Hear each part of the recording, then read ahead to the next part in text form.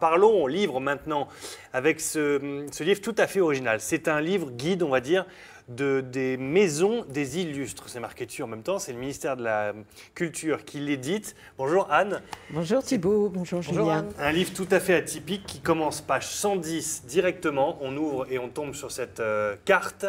Et de cette carte-là, on comprend la richesse des Hauts-de-France au niveau des maisons des gens connus. J'entends par là La Fontaine, Jules Verne, Charles de Gaulle et compagnie. Il y a tout un listing tout à fait incroyable, et Henri Matisse évidemment et Jean Racine aussi. C'est le guide recense 212 demeures à visiter, de maisons donc des illustres, alors qui servent soit de maisons musées, soit également de résidences d'artistes, de lieux d'exposition. Ça pour toute la France, et effectivement dans les Hauts-de-France, on a quelques belles rencontres comme La Fontaine, Jules Verne, Charles de Gaulle, Marguerite Yourcenar, Racine, beau lieu de visite. Et autres. Allez, commençons page 112, parce que c'est un livre qui recueille toutes les maisons de France, donc c'est classé par région. Ils ont déjà passé aussi le stade des grandes régions, donc on est vraiment dans la région Hauts-de-France là. Page 112, on commence avec la maison natale de Condorcet. Petit texte, photo évidemment, et toutes les informations techniques que vous pouvez voir en bas de l'écran. Comment y aller, le numéro de téléphone, les jours d'ouverture, le prix, le tarif, les visites guidées, tout ça. Voilà, et on sait que la maison de Condorcet, on découvre qu'elle a été construite à la fin du XVIIe et qu'il est né dans cette maison et qui depuis est devenu un musée qui évoque sa vie et qui évoque son œuvre.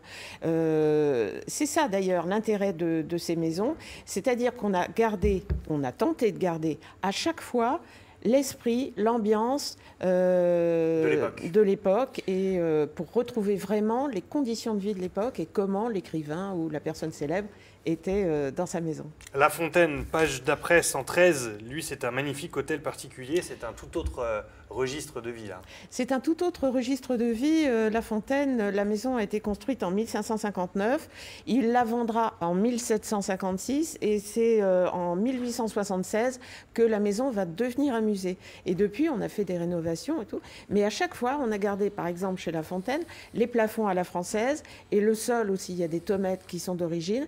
Et vous avez un salon au rez-de-chaussée qui va vous montrer comment vivait La Fontaine, dans quel meuble, avec quel décor.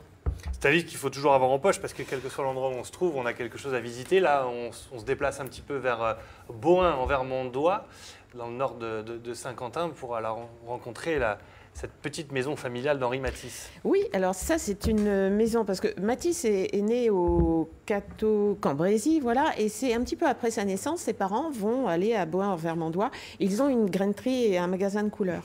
Et le petit Henri Matisse va découvrir sa vocation quand sa mère va lui offrir une boîte de couleurs. Ça y est, c'est né. Il lâchera plus les pinceaux. Et ce qu'on va découvrir dans la maison, c'est sa chambre reconstituée, un atelier, et puis aussi la grainerie par elle-même, avec aussi un parcours ludique qui permet de connaître plus avant le métier des parents, c'est-à-dire les graines, les couleurs. On sort un petit peu de la ancienne Picardie, ça fait bizarre de le dire, mais voilà. Page 116, la maison natale de Charles de Gaulle, avec la photo, regardez la photo de l'ado Charles, on va dire. Oui. Là, on est où précisément? On est à Lille. On est à Lille, oui, directement à Lille, pardon, excusez-moi. On est à Lille et qui fait d'ailleurs concurrence avec son autre maison, Colombey-les-Deux-Églises. Elles sont toutes les deux d'ailleurs dans le livre. Et à Lille, on découvre vraiment une demeure bourgeoise du 19e. C'était des industriels du textile aussi. Elle est ouverte, c'est une maison qui est ouverte au public depuis 1983. Au départ, elle était propriété de la Fondation Charles de Gaulle. Et puis, depuis...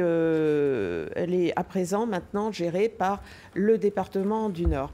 Et c'est une maison où, encore une fois, on va retrouver comment le petit Charles de Gaulle venait voir sa grand-mère. Il est né quand même dans cette maison. Venait voir sa grand-mère, se retrouver avec les cousins de la famille qui habitaient la porte à côté. À chaque fois, ce qui est intéressant dans ce type de visite, c'est qu'on touche au plus près de l'intimité de la personne célèbre. Moi, je trouve ça très émouvant quand on se retrouve dans ces lieux. Si on connaît un petit peu soit l'artiste, soit l'écrivain, on peut ressentir quelque chose de particulier. Oui, c'est assez fascinant, en fait. Quand on se retrouve imagé dans l'ambiance dans ce qui a pu l'inspirer. Oui, exactement. Quand on a la villa départementale de Marguerite Yourcenar aussi, la maison Jules Verne à Amiens, bien évidemment. Là, voilà. Ça, c'est pour notre région. Après, quand on sort un petit peu, alors là... vous avez des vedettes un petit peu partout. La maison de Joséphine Baker en Dordogne notamment, de Montesquieu, Toulouse-Lautrec. Enfin, Sarah Bernard à Belle-Île. Il y a vraiment plein de choses. Un livre, le guide des maisons des illustres, ministère de la Culture et de la Communication. Un livre vraiment atypique. Hein.